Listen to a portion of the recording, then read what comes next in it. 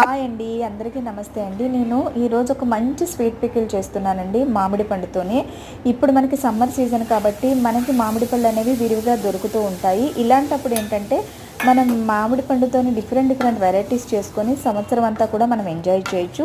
ఇప్పుడు నేను చేస్తున్న పికిల్ ఏంటంటే మీకు ఒక్క చుక్క ఆయిల్ కూడా వాడకుండా నేను చేస్తున్నానండి. ఇది మనకి ఇడ్లీలోకి కానీ, దోశలు కానీ, చపాతీ కానీ, బ్రెడ్లోకి కానీ మీకు ఎలా కావాలనుకుంటే అలా తినొచ్చు.